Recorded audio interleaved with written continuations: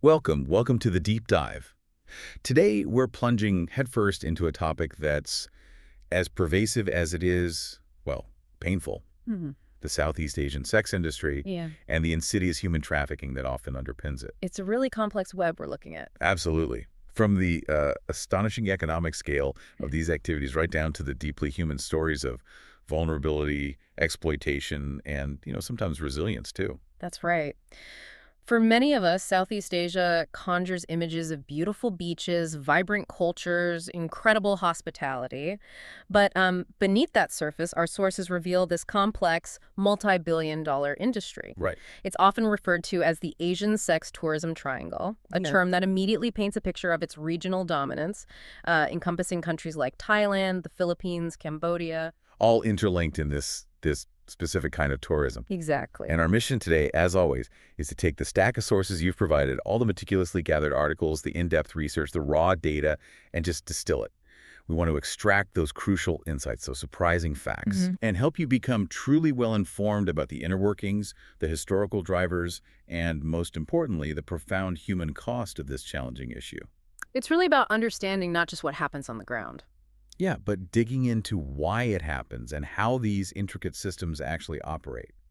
So let's begin by really digging into the landscape itself. Okay.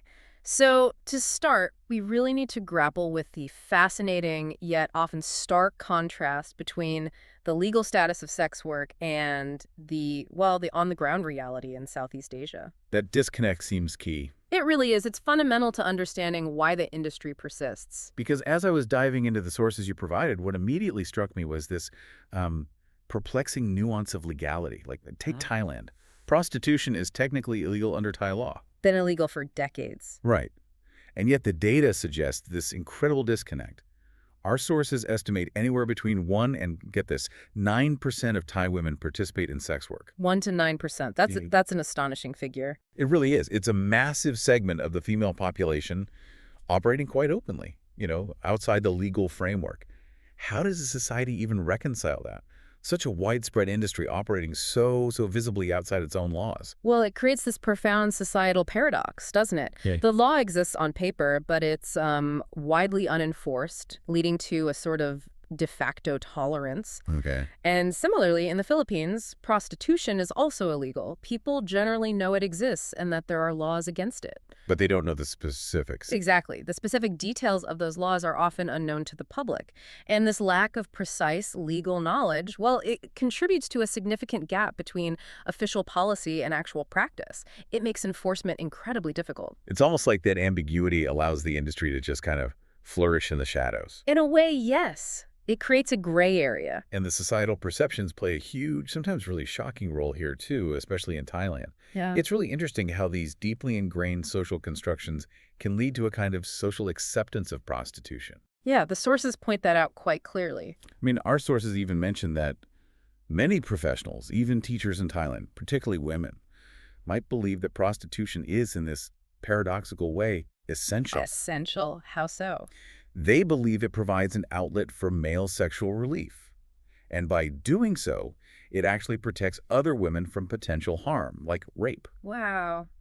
That's a truly counterintuitive perspective. It is shocking for many, I think, Yeah. but it speaks to a deeply ingrained societal view about, well, male sexuality and the role of women in managing it. Yet, despite these, varying legal approaches and what some might see as a level of social acceptance, there's still this persistent, often brutal stigma that sex workers face. Absolutely, in both Thailand and the Philippines. Right. And this stigma isn't just, social disapproval. It's a very real barrier. It often leads to a denial of fundamental human rights, pervasive discrimination from within society. So even if the industry is economically integrated or tacitly accepted by some, The individuals within it often remain marginalized, stripped of dignity, basic protections. It's this contradictory, almost schizophrenic reality they live in. and we simply cannot talk about this without addressing the sheer economic scale and impact. This isn't some marginal underground activity we're discussing. Not at all. It's huge. The sex industry in Thailand isn't just a side hustle,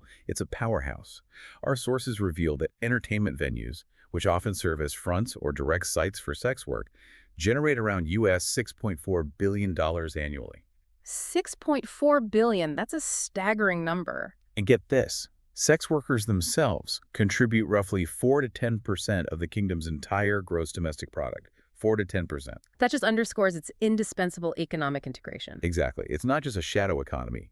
For Thailand, it seems like it's a foundational pillar, economically speaking. No, it truly is a remarkable percentage. And while it's more challenging to quantify precisely in the Philippines because it's so clandestine. Right, it's driven more underground there. Yes, but tourism revenue from sex tourism-related activities is still believed to be a small yet impactful percentage of overall tourism earnings. So this pervasive economic dependence on sex tourism in both countries, it must present this enormous challenge for local authorities, right, if they try to crack down. It's almost intractable. It's not just law enforcement. It's a powerful financial incentive against rigorous enforcement baked right into the system. Any significant crackdown would have immediate, severe economic repercussions. Which helps explain the lack of enforcement we talked about earlier. It's certainly a major factor. And that economic dependence you just highlighted brings us to a crucial question. How did this industry get so deeply entrenched in the first place? Let's delve into the specific historical and economic drivers. Okay. Our sources make it really clear that sex work isn't some isolated thing. It's deeply, deeply integrated into Thailand's broader tourism-based economic development model. It wasn't accidental. No, it seems like it's been a deliberate, if maybe unspoken, part of the national economic strategy, evolving right alongside the tourism sector. And then there's Thailand's global reputation, somewhat unexpectedly perhaps, as a queer paradise. Right, that's a significant factor too. It shapes its particular brand of sex tourism and connects it even more broadly to the global sex industry. And that connection to global forces is absolutely critical, isn't it? It acts as a powerful catalyst. Definitely. And one of the most significant early influences was the U.S. military presence during the Vietnam War. That acted as an early, temporary, but incredibly powerful demand shock for the sex industry in Thailand. It wasn't just a minor influence then. Not at all. It laid foundational groundwork that, well, persists to this day. There's a truly surprising fact from our sources. Go on. It shows that districts near former U.S. military bases currently have 5 times more commercial sex workers than districts near unused Thai bases. 5 times. That's an absolutely stunning statistic, a stark testament to the long shadow of that military presence. It really is. That direct correlation highlights the lasting impact of that specific historical moment. And during the mid-1960s, those rest and recreation, or R&R, leaves for U.S. servicemen from Vietnam, they poured millions of dollars annually into the Thai economy. Millions. Imagine that influx of foreign currency. It directly fueled the development of infrastructure to cater to these servicemen, right? Leading directly to this explosive proliferation of nightclubs, bars, massage parlors, and, yes, brothels. It fundamentally altered the entertainment landscape. And solidified the sex industry's presence as this seemingly legitimate and profitable enterprise. It built an infrastructure that just remained long after the soldiers left. And beyond the military influence, there's a more foundational and tragically persistent driver: raw economic necessity. Poverty. Deep and pervasive poverty. Yes. It consistently drives women into the sex industry in Thailand. This is especially true for those from rural, often agricultural areas. There's this colossal income gap between urban and rural residents. What kind of gap are we talking about? Well, for instance, back in the 1980s, the income ratio was an astonishing 5-to-1. Urban residents earned 5 times more than their rural counterparts. 5 times. That kind of disparity leaves very few options for survival in impoverished communities. Exactly. And this economic pressure creates what the sources call a high price elasticity of supply of sex workers in Thailand. Can you unpack that a bit? Sure. What that means in practical terms is that even a slight increase in demand or opportunity, like the boom from military R&R or just general tourism, can dramatically increase the number of individuals entering sex work. Because the pool of desperate people is already there. Precisely. It's especially linked to female migration from regions hit by agricultural crises where traditional livelihoods have just collapsed. Daughters often inheriting family land, but also the debts that come with it. They feel this profound responsibility to meet family needs. Yes, and sex work in the cities becomes an apparent, albeit desperate, solution for economic survival. And we see this mirrored across the region. Right. You mentioned the Philippines earlier. Yes, in the Philippines, poverty is consistently, undeniably seen as the #1 motivation for individuals to engage in sex work.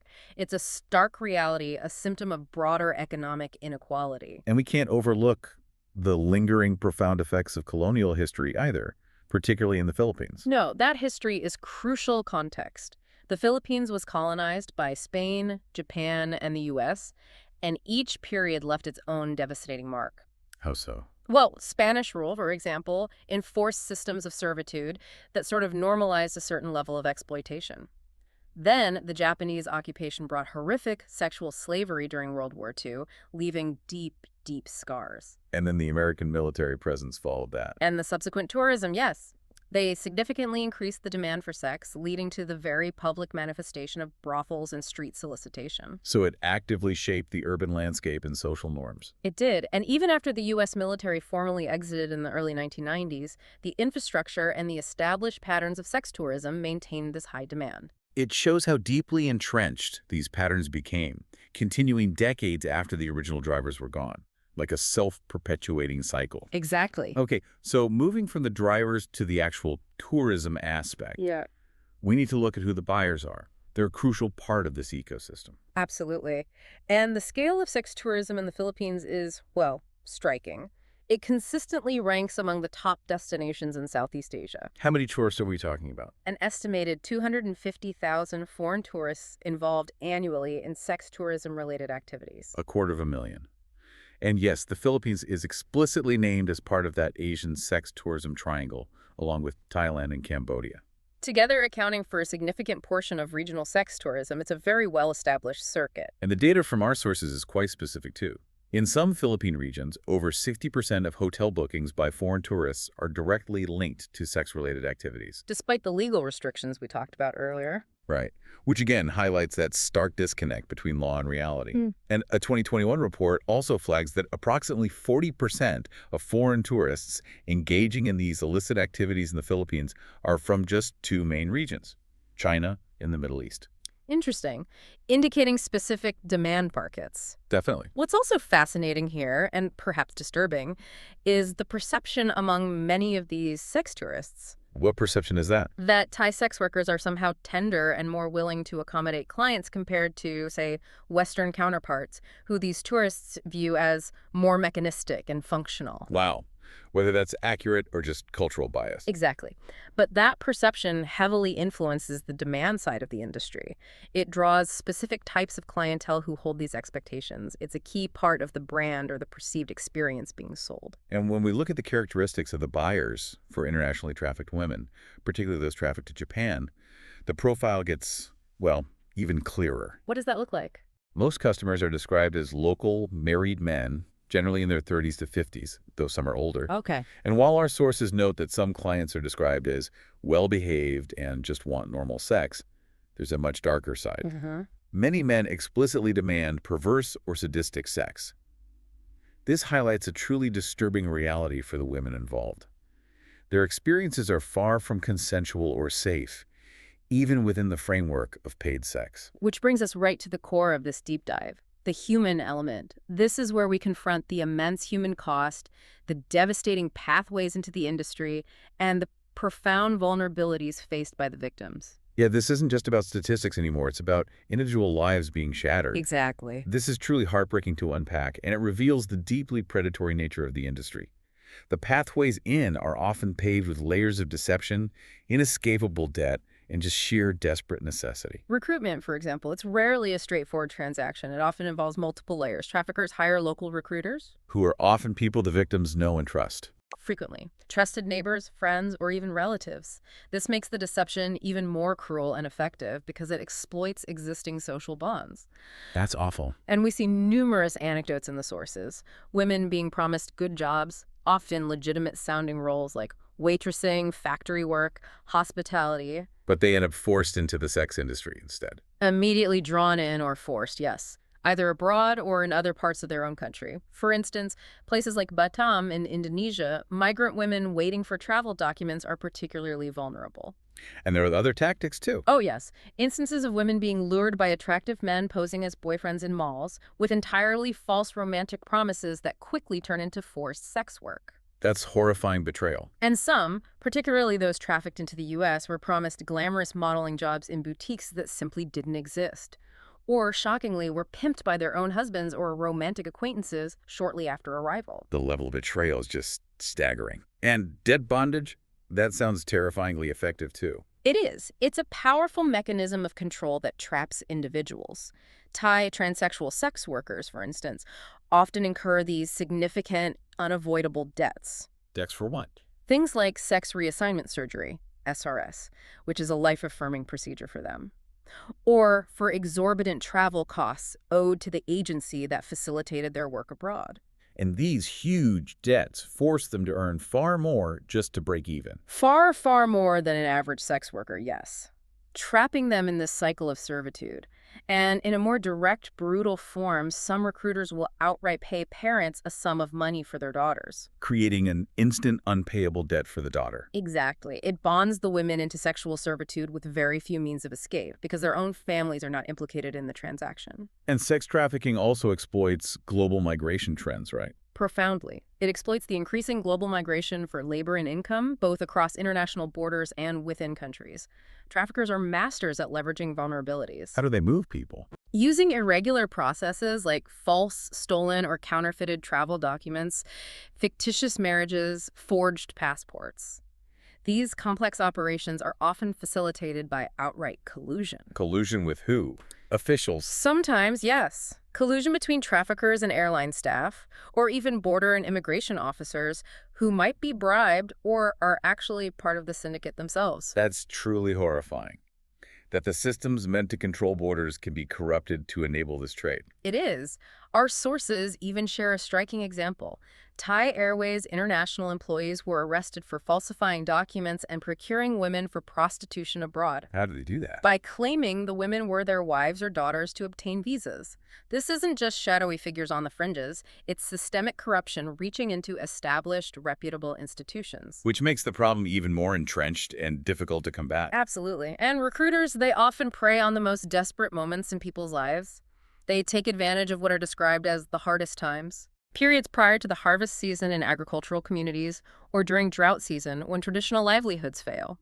Locals, particularly in rural areas, must seek income elsewhere just to survive. Creating fertile ground for exploitation. Exactly. Individuals are far more likely to accept risky offers out of sheer necessity. And we absolutely must focus on the most vulnerable groups targeted by this industry: women, children, and transgender individuals.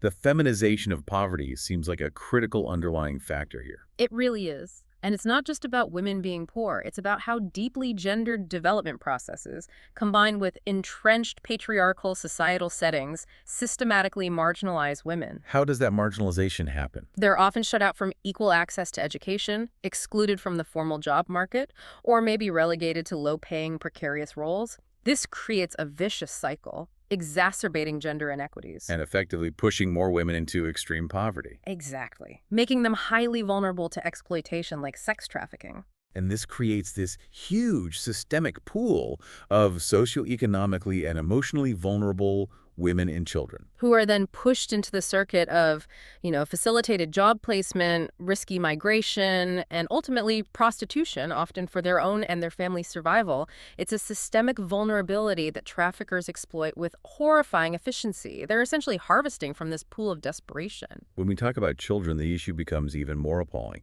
Child sex tourism, CST, in the Philippines. It's a critical issue. Rightly pressures governments and corporations to act. But it's incredibly lucrative. Precisely, which means institutions with vested interests in the tourism industry often hesitate to really criminalize it or fully address the habitual child sex tourist. The economic incentive, again, seems to trump the moral imperative for many. The statistics you shared from the sources on CST in the Philippines are truly alarming. They are. Approximately 80,000 minors are victims of the sex trade there. The average age of entry is a shockingly young 14 years old. 14. And specific regions are hotspots. Yes, Cebu province is explicitly identified as a hotspot for child sex tourism. And Boracay, another famed island, has over 1,000 registered sex workers, many of whom are minors. And most of these child victims are trafficked across borders. A vast majority, about 90%, often using falsified documents to evade detection. The National Council on Child Waste, NCCW, estimates that a staggering 1 in 10 minors in tourist destinations are victims of sexual exploitation. 1 in 10.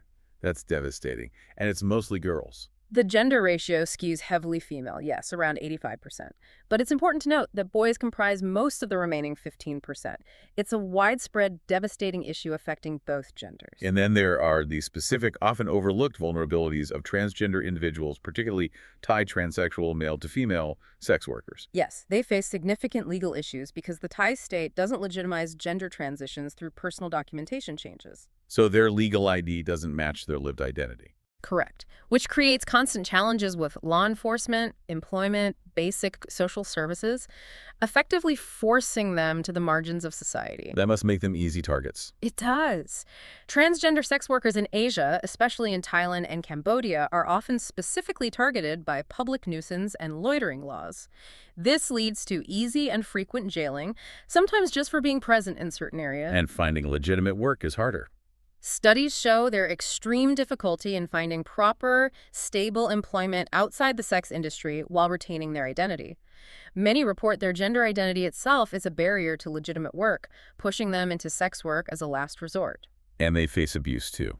Yes, research has documented grave physical abuses and high rates of family discrimination against transgender sex workers, alongside the chronic social stigma that permeates all aspects of their lives. Okay, let's shift now to the harsh realities these individuals endure once they're caught in the industry. The relentless violence, the severe health risks, the profound dehumanizing lack of control. Our sources detail shockingly high rates of physical and sexual abuse, both during recruitment and continuously by employers and clients. The anecdotes are grim. They really are, like the story of a 17-year-old rescued from a brothel who reported being burned with cigarettes on her genitals, mouth, and other body parts if she refused clients.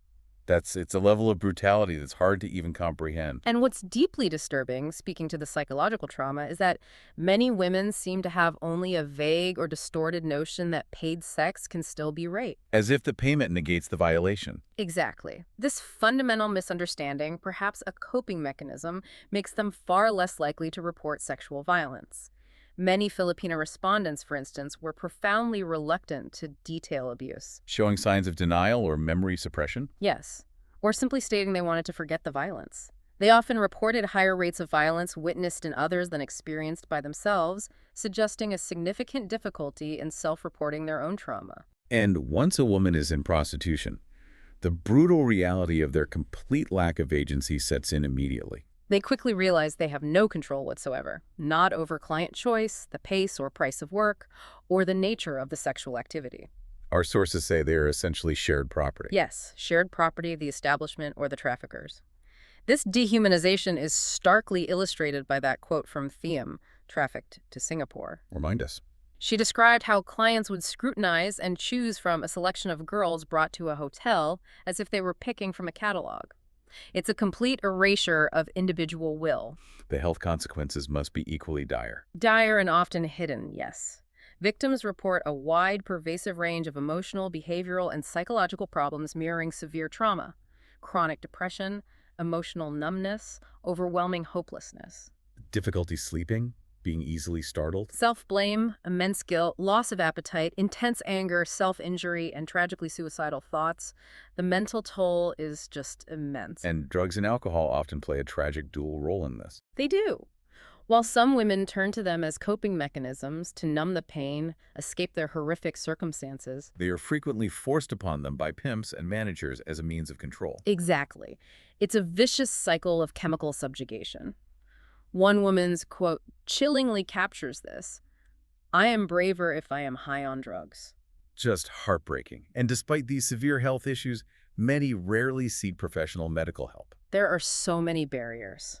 A desperate lack of money, no time, especially if they have children, to support a profound lack of self-esteem due to the stigma, or a deep-seated fear of being treated badly by medical professionals who might judge them. So they resort to traditional medicines. Often, yes, which can be unreliable and further jeopardize your well-being. It's tragic that their major health concern wasn't even HIV/AIDS, but just recovering from general ailments and injuries. It highlights a critical public health failure, especially in the Philippines. Sex workers and their clients face a particularly high risk of HIV infection precisely because the illegality of prostitution drives them underground. Away from essential life-saving health services. Exact. And the situation is compounded, chillingly, by enforcement practices that directly undermine public health. Like police confiscating condoms. Yes. Outreach workers report sex workers often refuse free condoms, crucial for disease prevention, for fear police will confiscate them as evidence of prostitution, leading to arrest. An impossible dilemma. Avoid arrest or protect your health. Right. And speaking of public health, the Philippines Department of Health, while acknowledging condoms work, has reportedly refused to aggressively promote them. Why? Fear of offending conservative Catholic groups. That's what the sources suggest. Yeah. This political and religious interference has led to widespread misinformation and preventable deaths. It's a profound failure of public health responsibility. And overseas Filipino workers, OFWs, that massive population sending remittances home, Yeah. they're also highly vulnerable to HIV/AIDS. Yes, due to factors like profound homesickness, isolation abroad, intense economic pressure to engage in paid sex, and being directly targeted by sex trafficking networks. Compounded by inadequate pre-departure HIV/AIDS education, leaving them ill-equipped. Exactly. Which brings us to our third crucial section, the broader context. Here, we confront the systemic challenges allowing this industry to persist, starting with the pervasive, deeply disturbing role of corruption and government complicity. This isn't a hidden secret, is it? It's acknowledged in the sources. Openly acknowledged. They unpack how Thai government officials, politicians, police, they're described as an integral part of the thriving sex industry. Integral, meaning directly involved. Yes, many directly own or are members of sex establishments. Police often act as customers and direct protectors, receiving a percentage of the profits. Which undeniably motivates official support for the sector, makes it incredibly difficult to dismantle. And the Indonesian context sounds tragically similar.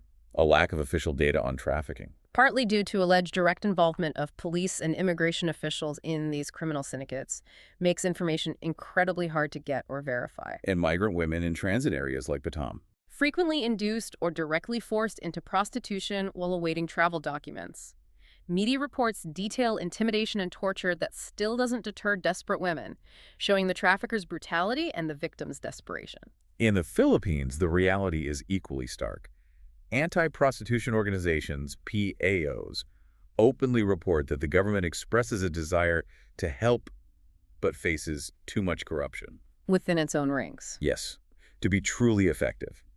These PAOs even question direct government involvement, suggesting officials might be actively ignoring the problem or even benefiting from it. A deeply troubling accusation. Reinforced by findings that over 50% of hotels in tourist-heavy areas like Manila, Cebu, Boracay, they don't report illegal activities related to sex tourism. Which is almost certainly due to either direct corruption or a profound fear of repercussions from powerful vested interests. It's not just high-level complicity either, is it? No. Some local law enforcement officers in the Philippines report feeling inadequately trained and equipped to combat child exploitation, highlighting significant capacity-building needs from the ground up. And organized crime syndicates are heavily involved. Especially in trafficking minors across borders, using sophisticated, well-resourced networks that are incredibly difficult for fragmented, under-resourced local police to penetrate. Beyond corruption, societal stigma plays this huge, devastating role in perpetuating the cycle. Especially in the Philippines, where a strong patriarchal society contributes to this pervasive, negative view of women in prostitution. It labels them, diminishes their self-worth, erodes their self-esteem. The deep-seated cultural condemnation. And it connects directly to that ideological underpinning we mentioned earlier. The patriarchal assumption of inevitable male sexuality. Exactly. The societal belief that supposedly demands a separate category of paid, publicly sexualized women to contain desires not fulfilled within marriage.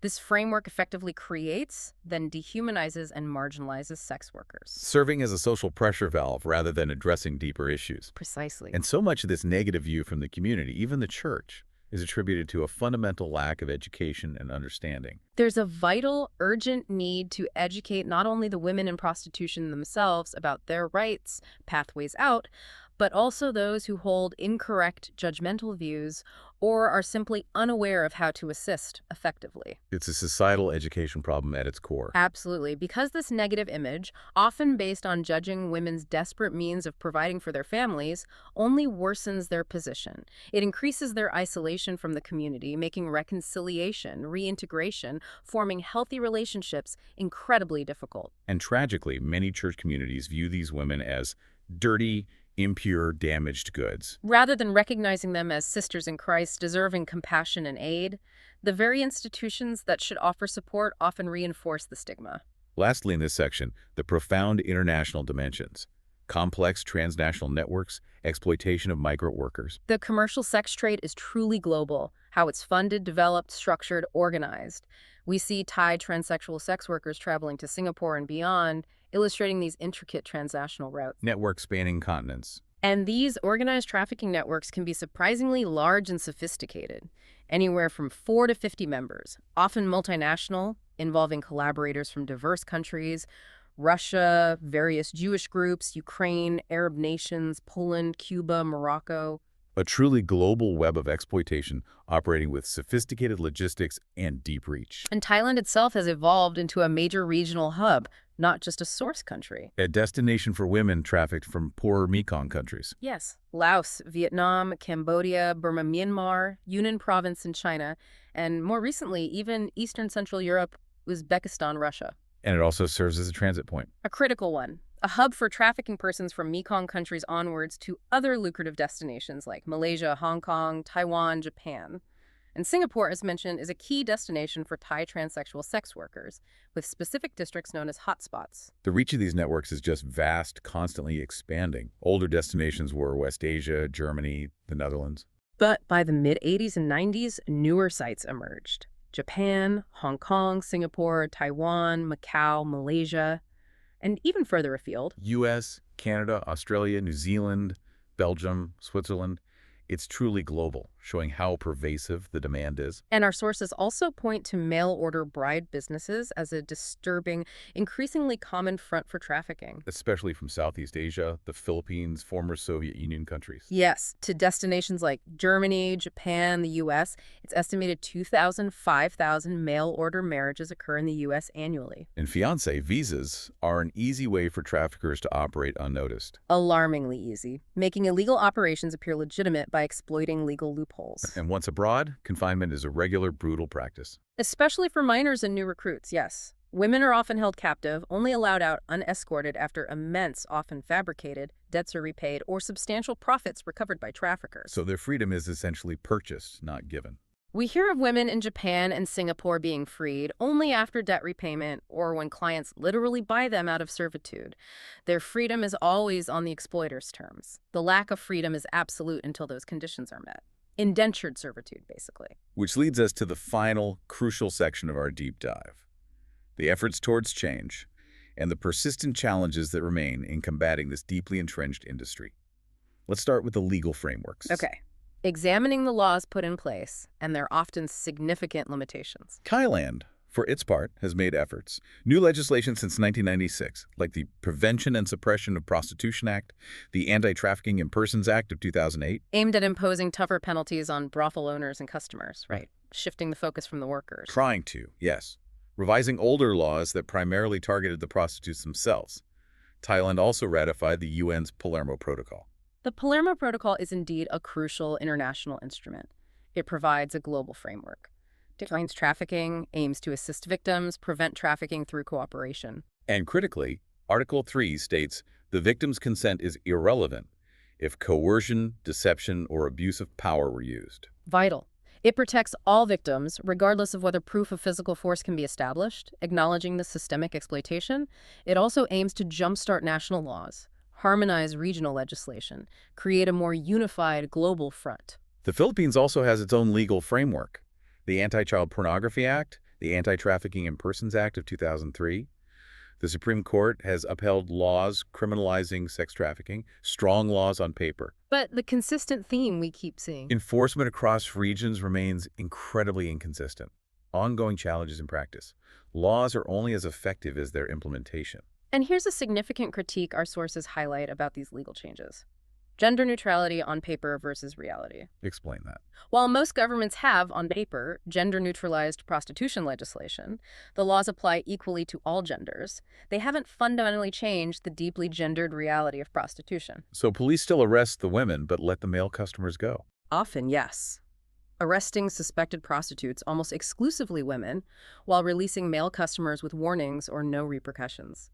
This is fundamentally a form of sex discrimination. Meaning mere legal reform isn't enough to solve the systemic inequalities and exploitation. Exactly. The law needs to reflect the reality of power imbalances. Which brings us to the absolutely vital role of NGOs and community responses on the front lines.